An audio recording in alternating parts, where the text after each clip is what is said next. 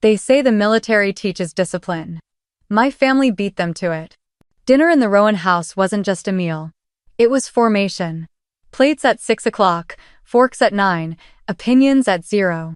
Colonel Frank Rowan Dad sat at the head like he was still commanding a battalion, not a table with 2 daughters and a wife who cooked silently. Mom, Marla, was a war nurse once. These days, she mostly moved in and out of rooms like a ghost in orthopedic slippers. At 13, I learned to chew quietly, not on cue, and disappear from conversations without leaving my chair. I also learned that the only way to earn space at the table was to be exceptional. The problem was that my sister Laurel had already claimed that title and laminated it. 2 years older, Laurel was the golden child. Born with perfect posture and a 4.0 GPA. She once won a regional debate tournament in 8th grade and gave a full acceptance speech. Dad framed it. That night, I was 15. Laurel had just made the shortlist for some youth military leadership intensive like she was already gunning for her own Pentagon office. Mom served roast, and Dad carved like he was field dressing a deer. Laurel sat across from me, still in her ROTC uniform, smiling like she ran the whole damn state. So, Jenna, Dad started. Tone halfway between casual and court-martial, what are your plans after graduation? That question always meant one thing. You're behind. Time to justify your existence. I've been thinking about enlisting, I said, calm as I could manage. Laurel's fork stopped midair. Mom blinked twice. Enlisting? Dad repeated like I'd said, stripping. Yeah. Army. Not officer school. Enlistment first. Work from the ground up. Silence. Not angry silence. Worse, the disappointed kind. Laurel's heading to Sandhurst, Dad said, correcting me without correcting me. Command track. Real leadership. I didn't say anything. I wasn't looking for approval. I just wanted a reaction that didn't make me feel like gum under the dinner table. Why the Army? Mom asked gently. You never mentioned that before. I didn't think it mattered, I said. Laurel gave me that perfect sibling smile. The one that said, it doesn't. And here's the thing, she wasn't wrong. That house wasn't built for second-place stories. You either won, or you shut up about trying. Laurel understood the rules. I tried rewriting them. Spoiler. That doesn't go over well in a house where the thermostat has stricter protocols than the Geneva Convention. Dad cut into his meat with military precision. If you're serious, you'll need discipline. I'd been eating dinners with this man for 17 years. I was practically in the Special Forces, surviving disappointment. I'm serious, I said. That's new, Laurel muttered. That was when I realized something important. I would always be the afterthought. Laurel was the sun. I was her gravity. Allowed to exist, but only if I didn't drift too far. You'll need to start training now, Dad continued. And I'll call Captain Wilcox. See if he can recommend someone who can whip you into shape. Because, of course, I needed whipping. Laurel got coached. I got whipped. Mom passed the green beans like we hadn't scheduled my transformation into someone more palatable. I said thank you. Because that's what you do when you're not the favorite. You stay polite and hope someone notices your effort over the noise. This is where you're supposed to say. But things changed. They didn't. Laurel's photo stayed above the fireplace. Mine never made it past my bedroom shelf. She got applause. I got advice. She got medals. I was told to watch and learn. Still, I wasn't planning to quit. Even if I had to start at the bottom, even if they rolled their eyes when I spoke, I would wear that uniform. And when I did, they wouldn't ignore me forever. Quick pause. If any part of this sounds like your family dinner table, hit the comments and tell me about it. Don't forget to subscribe, too. You're gonna want to hear how this ends. Laurel went to Westford Academy the following fall. Got a scholarship, of course. I signed up for the first available Army intake and shipped to Fort Baynard, Ohio. I told no one. It felt good taking off without a send-off, no speeches, no toasts. Just me, my boots, and a duffel bag full of we'll see how long she lasts. It turns out that I lasted longer than most. I learned quickly that silence could be sharper than shouting. At Fort Baynard, nobody cared who your sister was. Nobody asked where you ranked at your high school graduation or if your dad called you kiddo without disappointment. Whether you could follow orders, keep pace, and not puke in your helmet during heat drills mattered. I didn't puke. That alone put me ahead of 6 others in my platoon. The Army gave me something I never had growing up: equal footing. You either pulled your weight or you didn't. It didn't matter if you were loud or invisible, charming or dry as unbuttered toast. I wasn't trying to impress anyone. I just didn't want to give them a reason to doubt me. But Blakemont had a long reach. Mail call was a regular gut punch. Letters from home were mostly for other people. The one time I got an envelope, it wasn't from Mom or Dad, it was from Laurel. Typed. Not handwritten. Laurel didn't have time for ink. It read, "Saw you made it through first round. Proud of you. Stay sharp, L." I folded it and slid it into the back of my journal. I wasn't sure if I should be grateful or insulted. Proud of you? Like I was a stray dog she'd trained to sit. Meanwhile, back home, the Rowan house had become a shrine. Everything Laurel touched turned into a framed photo or a social media post with words like future leader, honor, and legacy. People at church whispered about her like she was already in a military museum.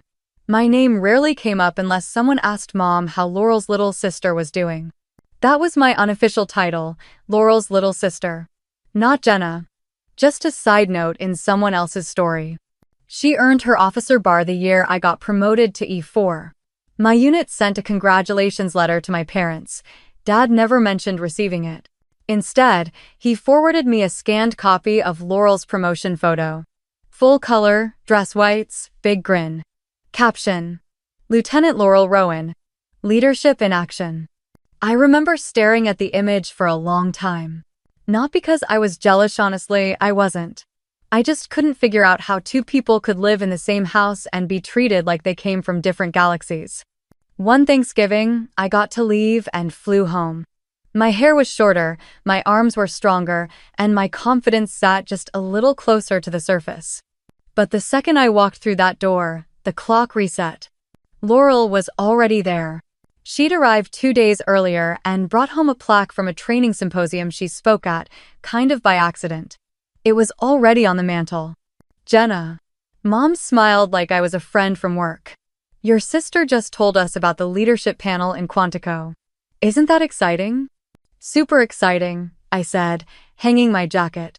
Do you want to see her keynote speech? Frank recorded it on the television.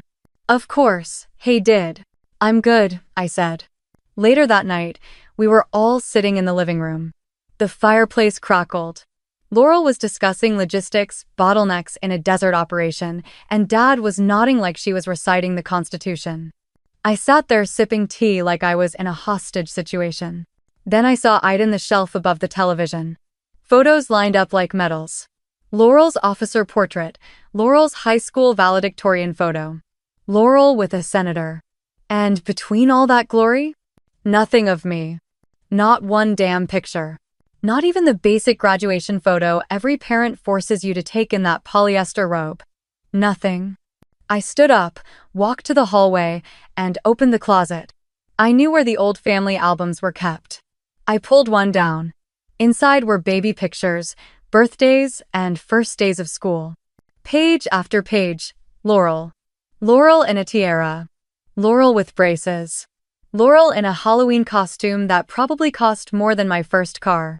I flipped fast. Around page 20, I found a blurry photo of me in soccer cleats, half turned away, mid-blink. It might have been a mistake print. Still, Mom had written underneath. Jenna, 5th grade. I think. I put the album back. I wasn't angry. Not even sad, just tired. You can love your family and still feel like they've got you on mute. The next morning, I skipped breakfast and drove back to the base early. Nobody noticed.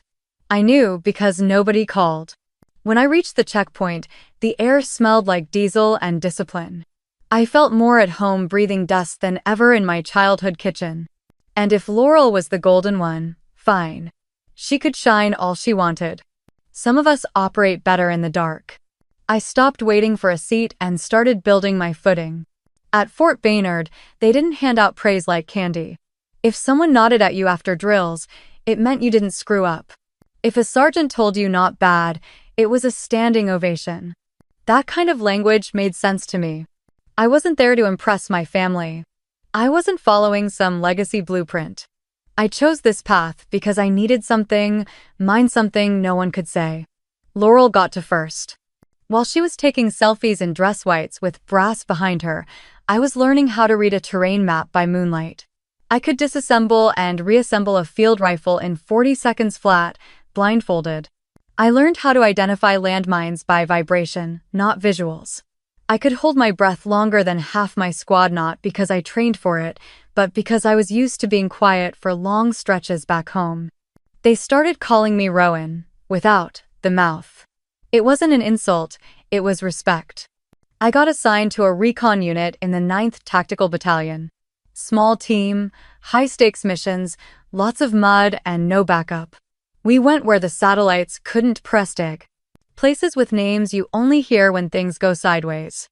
My CO, Captain Tillman, was a guy who looked like he'd been carved out of frustration and coffee. He didn't like speeches, and neither did I. The first time he saw my field report, he grunted and said, "Tight work, Rowan. You don't write like an idiot." High praise. That unit felt like something real. We weren't the kind of soldiers who got paraded at homecoming events. We didn't tweet, we moved. I didn't tell anyone about Laurel. They didn't ask. I wasn't hiding her, I didn't need her name trailing behind me like a permanent shadow. Nobody here cared who you were related to, only if you'd take a bullet or carry someone who did. One night, during a joint training op with another division, I heard a familiar last name over the radio: Lieutenant Rowan, command post check-in. My shoulders tightened before I realized they weren't talking about me. She was nearby. Laurel had been fast-tracked again and reassigned to strategic ops in the Southern Corridor. I accidentally found that out when someone left a copy of regional unit placements in the mess tent. Her name was circled, bold, and annotated. Potential for command promotion, eyes on. I folded the page and stuffed it in my pocket. Part of me felt something tighten in my chest, like an old bruise I forgot was still there. But another part of me smiled. Good for her.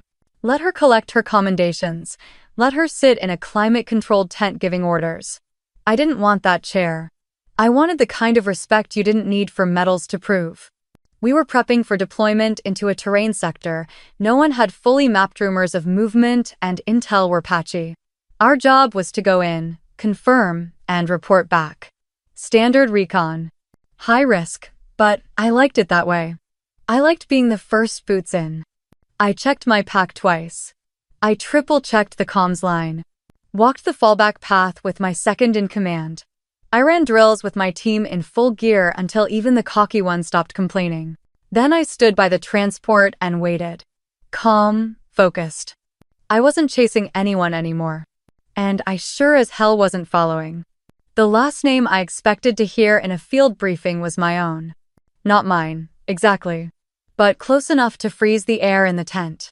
Lieutenant Laurel Rowan will be taking over tactical oversight for this sector, the commander said, like he was announcing the weather. Just a matter of fact. Just a coincidence that made the muscles in my neck go rigid. I stared straight ahead. Someone behind me muttered, "Rowan, any relation?"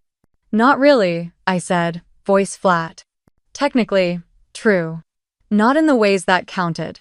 Forward base Hanwick wasn't glamorous. Hot air, harder ground, and a smell always hinted at something rotting out of sight. We'd arrived 2 days earlier, and I was already on my second pair of socks. Our unit had been reassigned to work recon around a suspected insurgent route. Low visibility, sketchy intel, and no backup. Just the kind of job I was used to. Then Laurel showed up with perfect posture and a laptop case. She walked into the briefing tent like it was a conference center. Same crisp uniform, the same easy smile. A couple of officers straightened up when they saw her.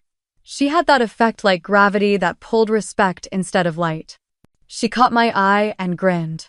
"Didn't expect to see you here," she said under her breath. I shrugged. "I work for a living." A few chuckled. Laurel laughed as if we were sisters who bantered on weekends instead of women who hadn't spoken in over a year. During the strategy session, she took control of the table without forcing it. Laid out routes, contingency zones, and fallback protocols. Nothing flashy. Just solid planning with a polished edge.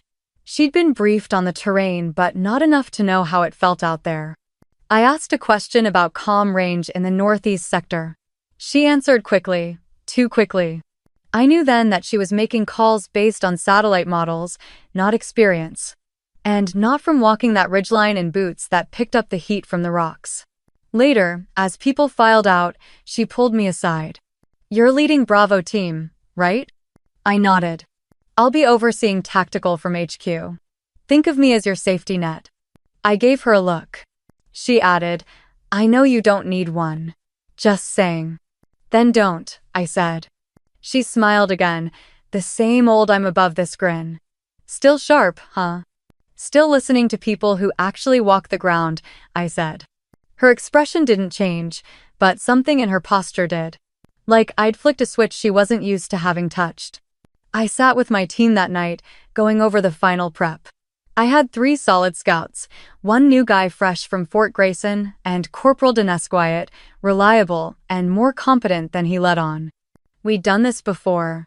We knew how to breathe in shadows.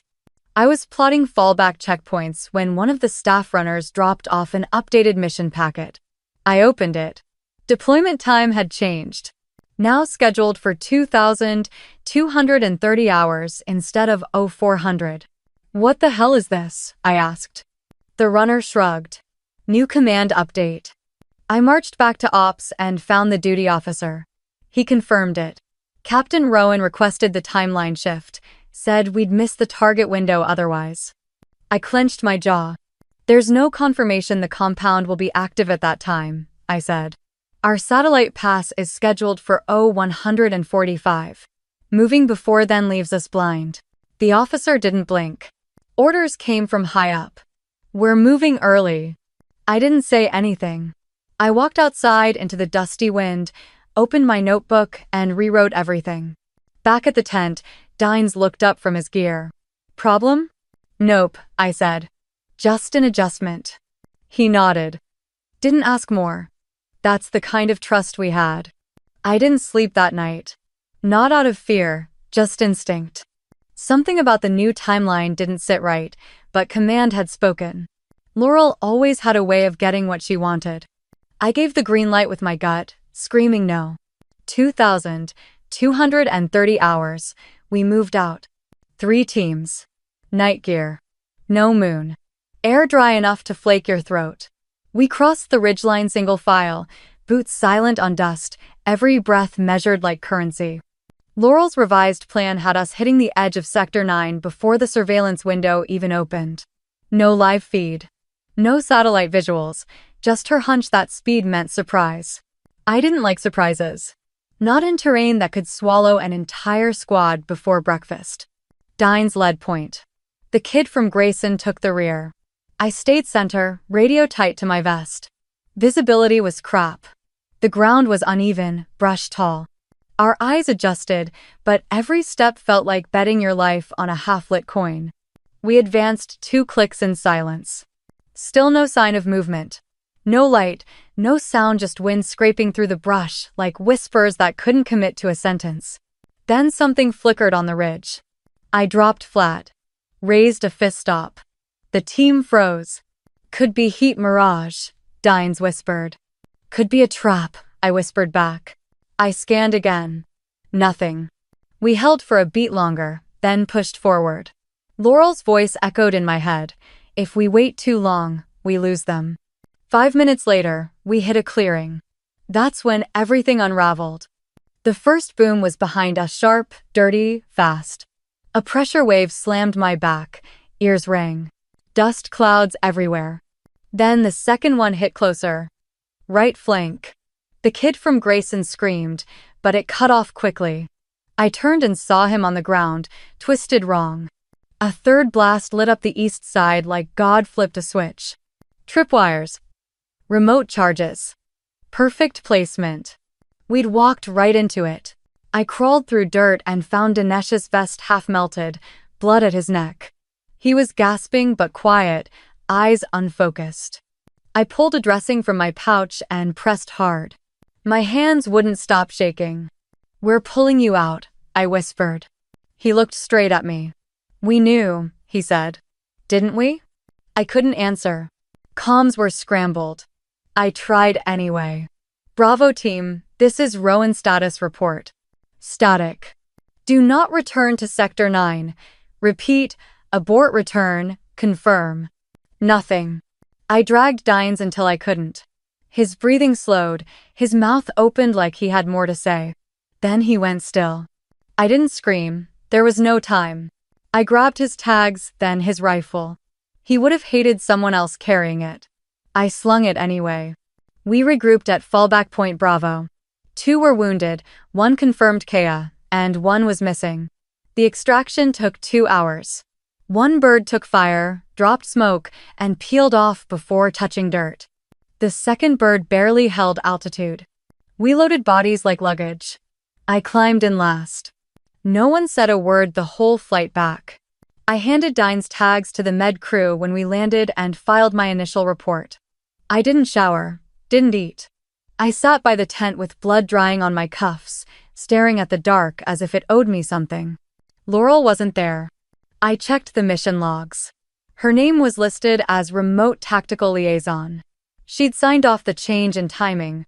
No field validation, no additional data. Just a single note. Target window estimated to shift earlier. Recommend adjusting insertion accordingly. A quote. Recommend. That's the word that stuck. She hadn't ordered it. She'd just suggested. Which meant, officially, this was on me. I authorized the timing. I approved the route. My name was on every page. She got to drop a suggestion and disappear. I got the blast, and my men got a flag over their caskets. The questions came before the blood even dried. Not for my team. They didn't need to ask. They'd seen it too. The terrain, the silence, the trap. Nothis came from the men in clean uniforms behind clean desks. I was summoned before I'd even taken off my boots. The debrief was held in a hot trailer with too much air conditioning. 3 officers sat across from me, Navy, 2 Army. No introductions, no names. Just notepads and clipped pens. A silent recorder sat on the table like a 4th accuser. They didn't offer coffee. Lieutenant Rowan, one of them began. "Walk us through your decision to authorize early deployment." I kept my voice steady. "We received a command update revised insertion time based on shifting intel. The update came from tactical oversight." "And who specifically?" "Captain Laurel Rowan." Pause. "And what authority does she hold over field command?" the Navy man asked. "None direct," I said. "But she issued a written recommendation. It was logged and passed through command." "Yet you accepted it." "I did." "And you didn't push back?" I raised concerns. "They were overruled." "Oh." He didn't nod. Didn't blink. Just wrote something down. I could already feel where this was headed. They weren't looking for accountability. They were looking for a scapegoat with a paper trail. "Did Captain Rowan sign an official order?" another officer asked. "Number." "Did you?" "Yes." There it was. Hook, line, sinker. I wasn't angry. Not yet. Mostly just cold. Like the part of my brain responsible for outrage had been shut down for maintenance. They kept asking about timelines, terrain, known threats, fallback routes, and comm strategy. I answered them all. Calm. Clear. No one interrupted. No one nodded. It was like talking into a well. The 3rd officer finally spoke. "Do you believe your team walked into an avoidable situation?" "Yes," I said. "Whose decision made it unavoidable?" I didn't blink. "Mine," I said. Because technically, it was true. I had signed the change. I had led the team. I had trusted the system. Trusted her. The silence that followed felt like a closing door. When the session ended, they dismissed me without comment. Just a vague, "You'll be notified." Not when. Not what. Just that. I walked back to the barracks. No one looked up. I wasn't radioactive yet, but I was close. I sat on my bunk. The cot creaked. I stared at my hands. They were still covered in dirt and blood. My skin felt like it didn't belong to me. An hour later, a clerk handed me a folded envelope. I opened it. Operation Nightfield. Findings. Operational deviation. Failure to adhere to planned surveillance window. Outcome, avoidable casualties. Status. Temporary suspension. Pending review. My rank remained intact for now. But the language was clear. They weren't interested in facts, they were interested in cleaning up the optics. I packed my gear in silence. Took off my patch. Folded it. Laurel didn't call. Didn't message. She sent a one-line statement to the inquiry board. Operational decisions were made by the field commander. Strategic input was non-binding. That was it.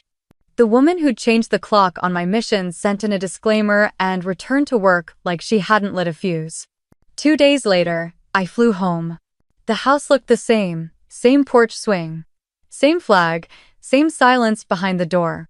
Dad opened it and stepped back, letting me in without a word.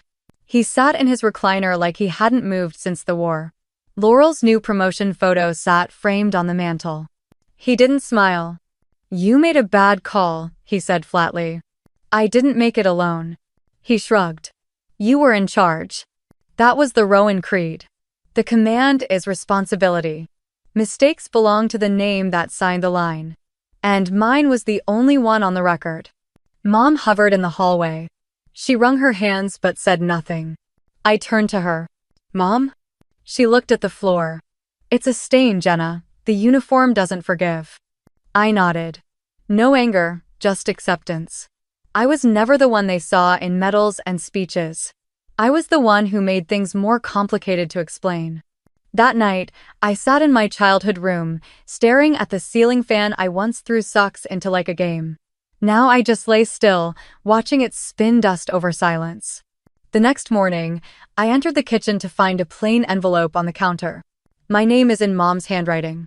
Inside, an invitation. Major Laurel Rowan. Promotion ceremony.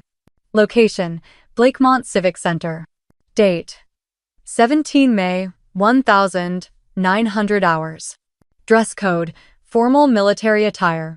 No note. No hope you'll come. Just instructions. It was Laurel's big night. And I had a front row seat to nothing. I pressed my uniform like it still meant something. Jacket sharp, medals polished, hair tied back the way Dad always said. Looked like someone who gave a damn. I didn't know why I still followed that advice. Habit, probably. Muscle memory is stubborn. I showed up at the Blakemont Civic Center early. I wanted to do it on my terms, not because I was excited, but because if I had to walk into another room full of family faking pride. The parking lot was already half full. Mostly sedans and a few high-gloss SUVs. People in suits. Officers in dress blues and greens. Some local officials have folded programs, the kind of crowd that never asked who didn't get invited. I walked up the front steps, heels clicking loudly on the concrete. A young sergeant stood at the door with a clipboard. "Name?" he asked. "Lieutenant Jenna Rowan," I said. He scanned the list. Then he scanned it again. His brows pulled together. "I'm sorry, ma'am. Your name's not here." I blinked once. There must be a mistake. He pointed politely to the clipboard. "Only names on this list are cleared." Oh. I could see through the glass doors inside, a banner with "Congratulations, Major Laurel Rowan," hanging over the stage. Our parents stood near the front row. Mom was adjusting Dad's tie. "I received an invitation," I said. "Do you have it with you?" I opened my coat pocket and pulled it out. Clean, folded once, no note inside. He looked at it, then back at his list. "I'm sorry, ma'am. This looks like a mass print. There's no barcode, no guest ID." I nodded. Of course, there wasn't. "It's fine," I said quietly, slipping the paper back into my pocket. I turned and stepped off the stairs. Didn't argue. Didn't push. I just walked back toward the lot like I wasn't wearing a uniform, which cost me years of blood and silence. From the sidewalk, I could still see inside. A couple of cousins I hadn't seen since graduation were hugging Laurel. Someone handed her a bouquet. The mayor shook her hand. Dad clapped with his full palm like he never did for anything I'd done. I got into my car and sat behind the wheel for a long time. I didn't cry. I didn't yell. I just sat there. Let the cold from the leather seat settle into my spine. When I drove off, no one noticed. No missed calls, no texts asking, "Where are you?" Not even from Mom. Laurel didn't check in. Not that night, not the next day, not ever. I stopped waiting. 3 days later, I blocked every number with my last name. Changed my email. Deleted family photos from my phone, and not in a rage, just in efficiency. I wasn't erasing them, I was clearing space. The Army called it extended leave pending review. I called it not pretending anymore. I packed everything into 2 duffels and left Blakemont without telling anyone. I headed west. Picked a town no one in my family could pronounce, let alone find. Rented a 1-bedroom above a hardware store in Knowlton, Oregon. The landlady thought I was a traveling nurse. I didn't correct her. No uniform, no rank, no brass. Just Jenna. I took long runs in the morning. Cleaned floors that didn't belong to me. Read manuals out of habit. I couldn't sleep some nights and paced the floor until 4 a.m. Other nights, I slept like I'd been hit with a shovel. I didn't think about the Army. Not at first. But trauma is patient. It doesn't shout. It just waits. It shows up in the quiet. In the smell of detergent like the one they used in base laundry. I couldn't sit on the way with my back to a door. I didn't want revenge. I just wanted to stop feeling like a bad headline. And every time I caught myself thinking about Dines, I heard Laurel's voice, clean and practiced. Strategic input was non-binding. So I ran harder. And when running didn't work, I stopped running entirely. Something had to give. I just didn't know what yet. I started with the one thing they hadn't taken from my curiosity. Not anger. Not grief. Not even pride. Just that quiet, crawling urge in my gut that said something doesn't add up. I didn't exactly wake up one day and declare, "Time to clear my name." It was smaller than that, more like a whisper under everything else. At first, it came in pieces. Flashbacks I couldn't ignore. Not dramatic, ones, just flashes. Laurel's voice. The phrasing in that mission log. Her recommendations somehow made it through ops without getting flagged. I remembered how the time change came through casual, rushed, assumed. No backup satellite confirmation and no field recon delay. A single line on a sheet. Recommend adjusting insertion intel suggests early movement. It felt too clean. I hadn't said it out loud, but I thought it. Laurel had pushed that window. She'd shifted the timeline, and she'd done it through back channels that weren't supposed to carry that weight. So I started digging. Nothing dramatic. No spy gear or black ops hacking. Just a second-hand laptop, some memory from admin training, and I still knew a few people who owed me favors or at least respected me enough not to hang up. I reached out to a guy I served with in logistics, Lyle, now stationed somewhere cold and miserable in Montana. I didn't give him the whole story. Just asked if he remembered anything strange about the Nightfield op orders. 2 days later, he sent me a message. "You didn't hear this from me. But check the file trail on version 3 of the timeline. Look at who sent it and when." I pulled it up from a backup node, and he quietly unlocked it. I clicked through the chain and found what he meant. The satellite data hadn't been updated. The recommendation had gone out before Intel confirmed any early movement. Which meant Laurel's note wasn't based on real-time surveillance. She'd guessed. Or lied. Either way, she'd called a shot she wasn't supposed to make and let me take the hit when it blew up. I leaned back in my chair, hand over my mouth. Not shocked. Just sick. I dug further. Found another documented internal chat log between Laurel and a senior field coordinator. A single line stopped me cold. "She'll go with it. Jenna's cautious but obedient. If it fails, I'll take the heat." She didn't take the heat. I did. I closed the laptop and sat in silence. My hands were still. My pulse wasn't. I didn't cry. I didn't punch a wall. I stared at the floor for maybe 20 minutes, waiting for my breath to return. Then, I opened a blank document. I started typing. No preamble, no dramatic speech, just dates, attachments, and quotes. I wrote it like a report. Clean. Professional. Cold. At the top, I typed, Recipient, United States Military Office of Ethics, Internal Review Division. At the bottom, I typed, Truth matters. Even when no one's watching. I attached the files. Hit send. Then I shut the laptop and went downstairs to buy duct tape. Not for any significant reason, I needed something to fix a crack in the apartment window. The landlady wasn't going to do it. And if nothing came of the report, fine. I hadn't filed it to feel better. I filed it because silence doesn't protect anyone except the people who count on it. I didn't expect a reply. I just wanted the silence to feel earned. 3 weeks passed. Then 5, then nothing. No confirmation. No rejection. Not even an auto-response. Just digital silence so quiet it felt intentional. But I didn't chase it. I'd sent what I needed to send. If they buried it, fine. If they ignored it, fine. The only thing worse than being shut out is begging to be let back in. I kept my routine in Knowlton. Mornings on the trail, coffee at the hardware store downstairs, afternoons fixing whatever the landlady forgot. Sometimes, I read field manuals just to stay sharp. Other times, I stared at walls as if they owed me something. One morning, I woke up to the buzz of my prepaid phone. Unmarked number. I almost ignored it, but muscle memory won. Rowan, I said. The voice on the other end was clipped. Male. Professional. This is Colonel Rhodes with the Office of Military Ethics. You have time to talk. I didn't answer, I just sat up. We reviewed your submission, he continued. Everything checks out. We're amending your record immediately. Oh. I still didn't speak. You've been cleared of all responsibility tied to Operation Nightfield. Your command decisions were sound. The source of the timeline deviation has been documented as external interference. You're eligible for reinstatement.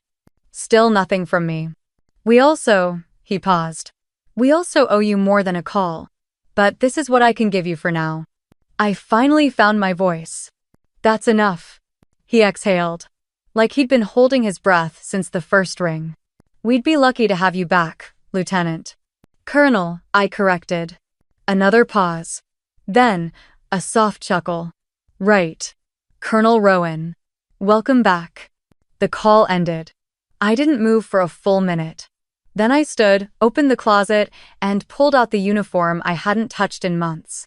It still fits. 2 days later, I flew out to rejoin the service.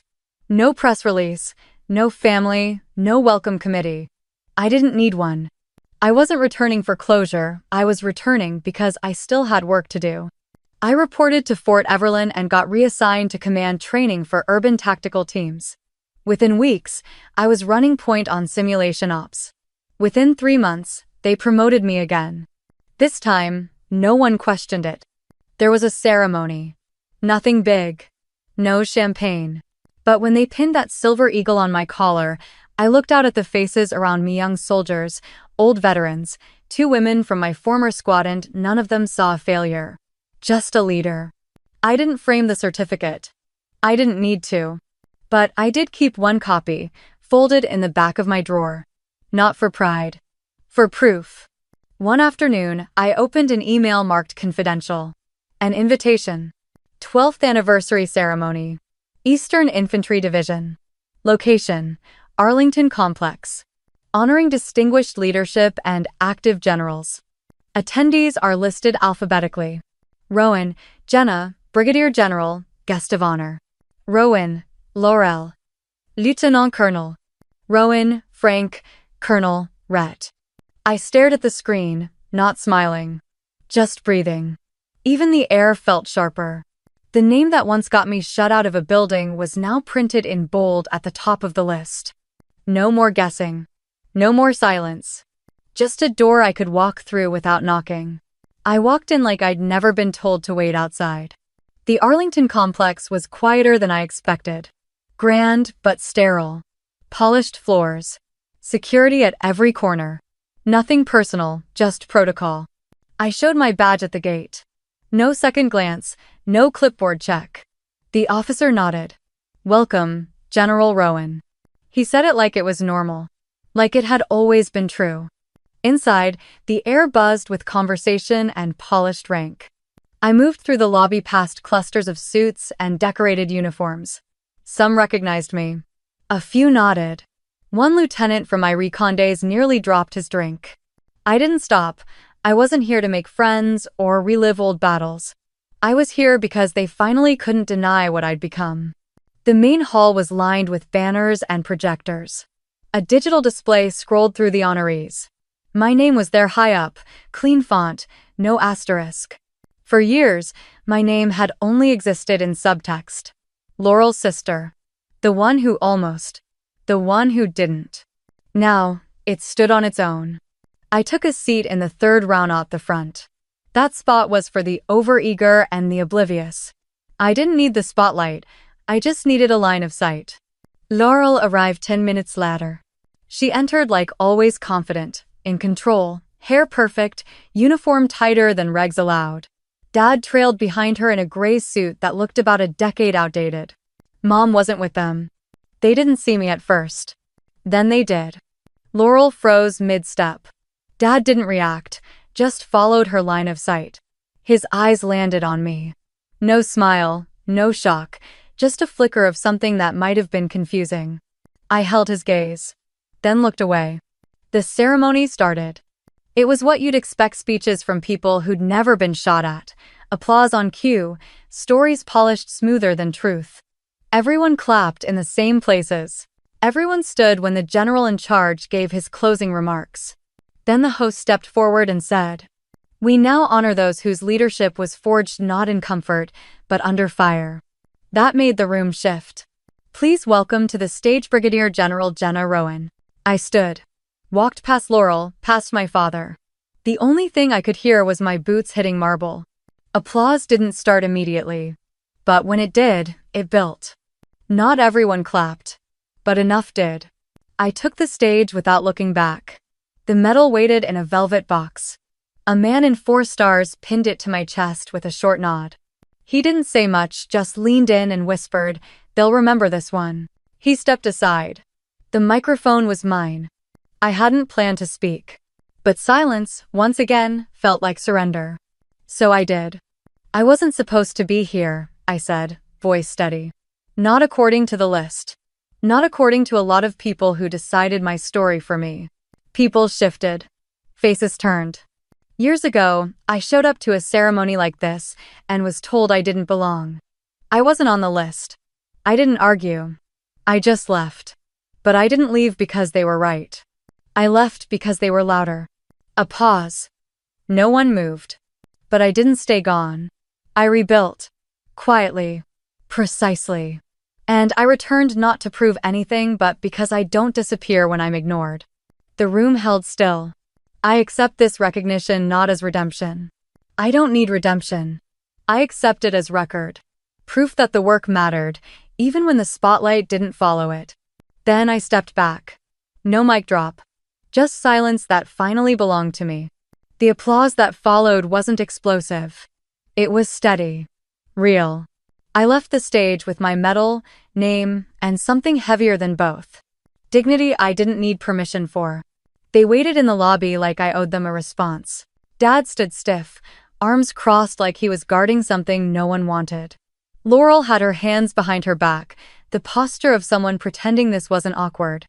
And Mom just looked at the floor like the carpet might whisper instructions. I didn't rush toward them. I didn't hang back, either. I just left the ballroom and kept moving until the air between us got heavy enough to stop me. Dad spoke first. "Jenna."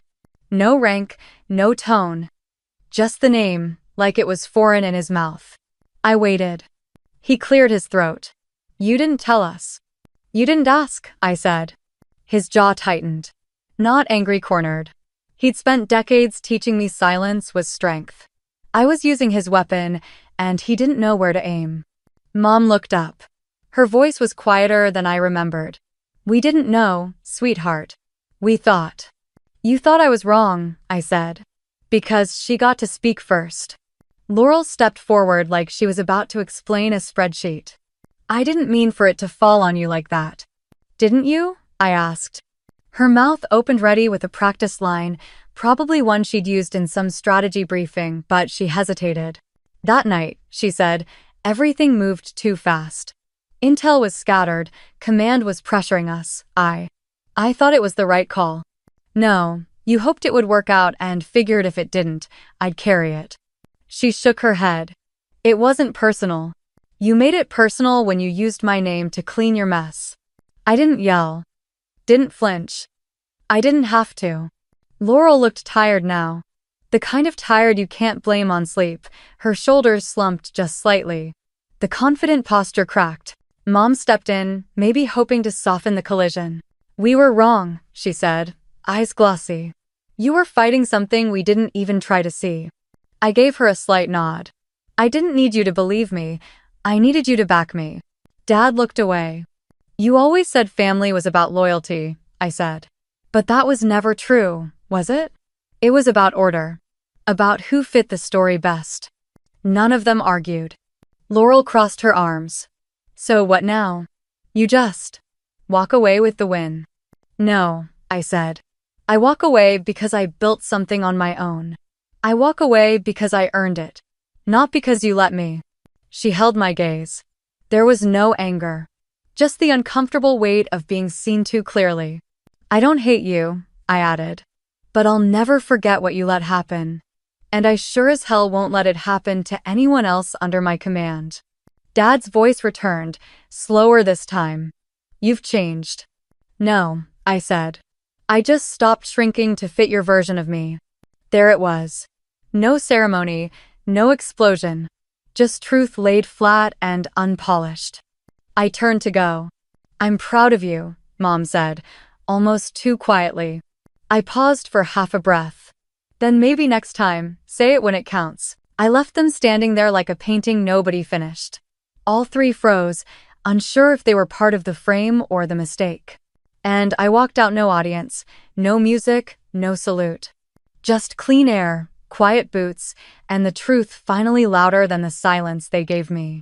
I didn't look back, not because I was done, but because I was just getting started. The thing about rebuilding your name, it sticks. People suddenly act like they believed in you all along. Officers who couldn't remember my face during the inquiry were now nodding respectfully in corridors. Commanders who once used my rank as a technicality were now referring to me by title before I even stepped into a room.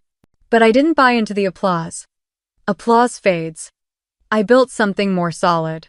I went back to work. Not paperwork, not PR. Real work. I took assignments no one wanted: remote base assessments, covert logistics, evaluations, and support unit integration on unstable fronts. I cleaned up messes left behind by people who'd never had to pay for their shortcuts. I didn't ask for a desk. I asked for boots, reports, and the next broken thing that needed fixing. Within 6 months, my record didn't just look clean, it looked earned. They rewrote the reports.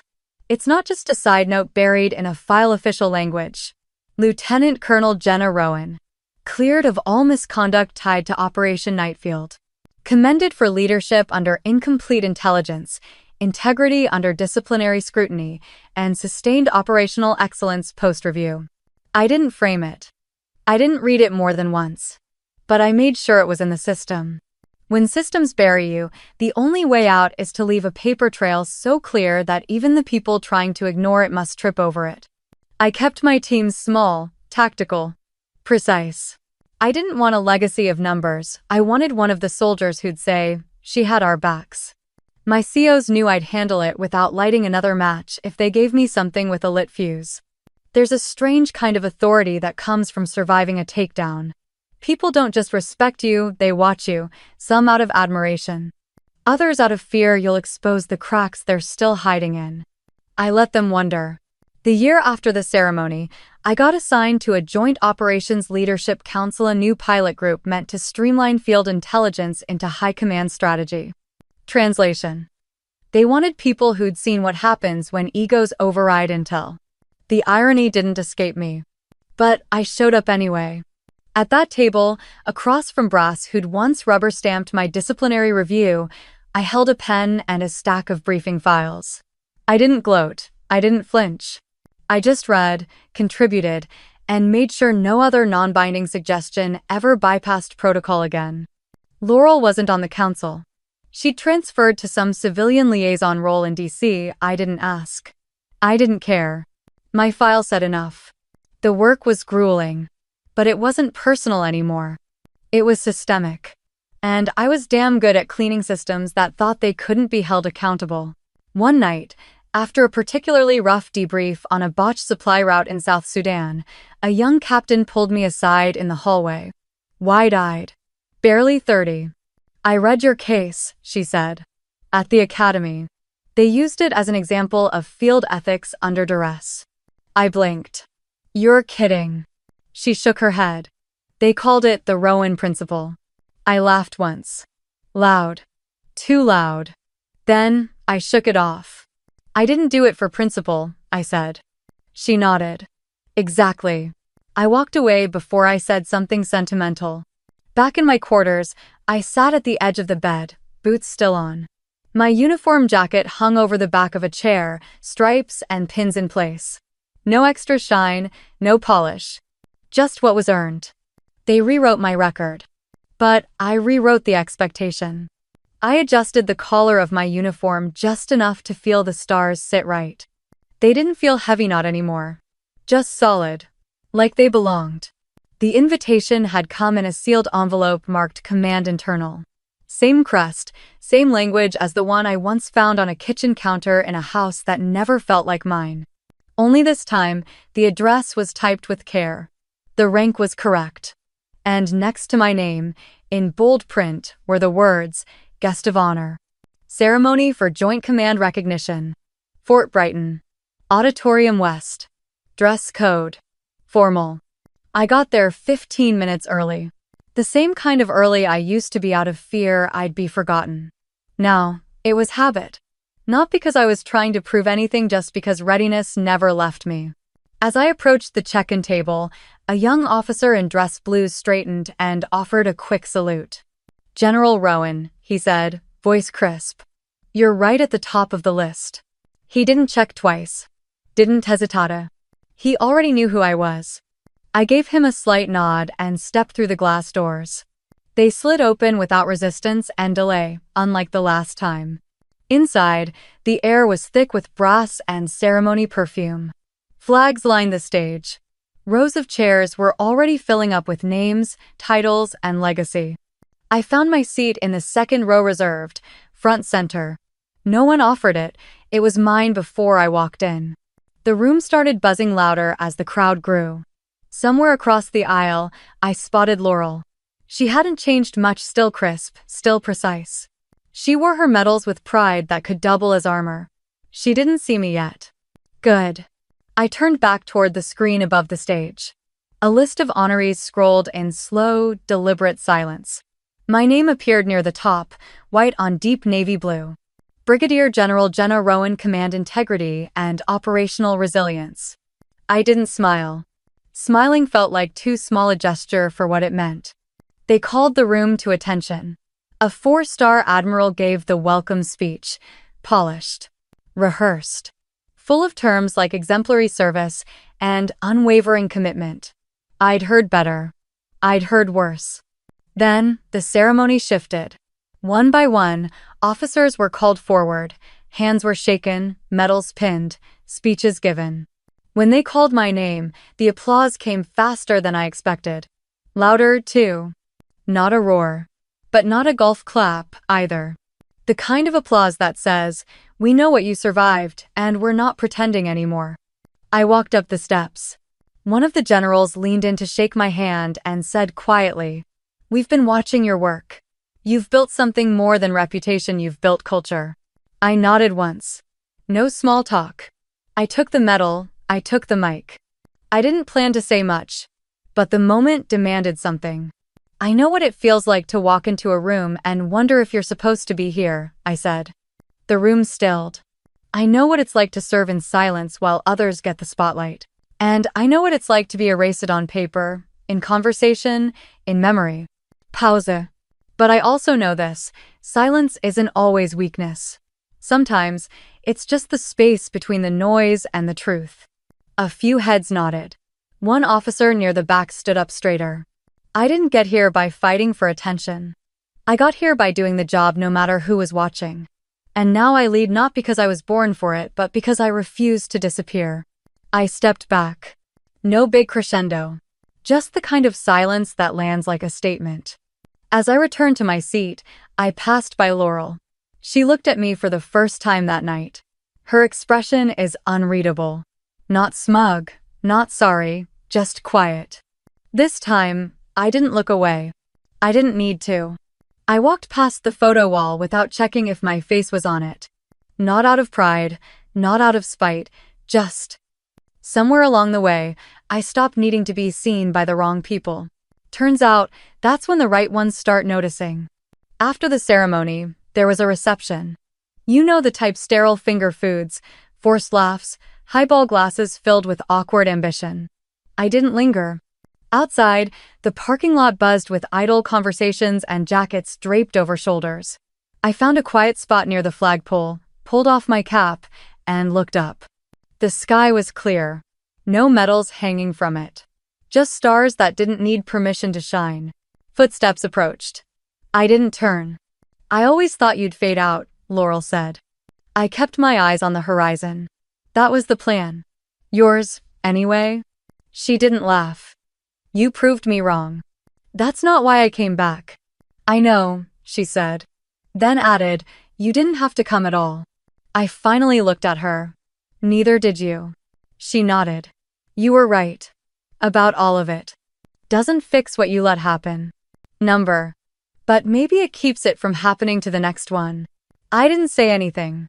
I wasn't interested in her regret. I was interested in what she did with it. "Dad's not doing well," she offered. Neither was I. Laurel shifted her weight, searching for a softer place in the conversation. There wasn't one. "I'm not asking for anything," she said. I see it now." I put my cap back on and faced her. "I built everything without your help. Without his blessing, without a single hand from anyone in that house. So don't stand here now and act like recognition is connection." She flinched, not dramatically, but really. I walked past her without another word. Down the steps. Across the lawn. Toward a car that didn't wait for approval. No one called my name. And I didn't look back. At the next base, I took over as division lead. 32 officers were under my command. 47 enlisted. Some fresh out of training. Some were bruised by years of silence. All of them are looking for something solid. I didn't give speeches. I gave clarity. I ensured everyone under my flag knew this. Their worth wasn't tied to who clapped for them. It was in how they showed up. Every damn day. Even when no one said thank you. I built an open-door policy, so wide command thought I was reckless. I wasn't. I just remembered what it felt like to be locked out of a room built by people who said they loved you but didn't listen. Now, I lead my own. One night, a junior lieutenant knocked on my office door after a late ops drill. "Permission to ask a stupid question, ma'am." I looked up. "Only if you ask it with spine." He grinned. "Why do you keep your old patch framed on the wall?" I turned toward it. My original name tag. The one I folded and packed when I was told I'd failed. A patch that traveled through exile, silence, and back. "Because I earned it," I said. "Not when they gave it to me. When they tried to take it." He nodded. Didn't ask more. He didn't need to. When he left, I sat in that office door still open, lights dimmed, jacket draped on the chair, and I didn't think about who never showed up for me. I thought about the ones who stayed. The ones who stepped in after I did. Who needed the table I had to build from nothing. That's the thing about survival, it teaches you how to make room. And I made room. For every voice once told, they were too quiet, too careful, too late. I wasn't invited to the table. So, I built my own. And there's always a seat for someone ready to lead without asking for permission. You don't come back from something like that to prove a point. You come back because the silence stops being heavy and starts being useful. Because the uniform fits differently when you're not wearing it for anyone's approval. Because once you've been erased, everything you rebuild has your name carved deeper into it. People think family is blood. I used to think that, too. But a real family is anyone who shows up when it costs them something. Who hears your voice without needing it to be loud? Who doesn't rewrite your story but helps you write the next page? I'm not here because I was forgiven. I'm here because I never left the fight. And I don't need them to say I belong. I already know I do. So, stop knocking if you've ever stood outside a door that would never open. Build your damn door. And don't forget the lock. If stories like this hit something real for your revenge stories that don't come with explosions, just truth, or family drama where silence cuts deeper than words, go ahead and subscribe. There's more where that came from. Authentic voices, real choices, no sugarcoating. Stick around.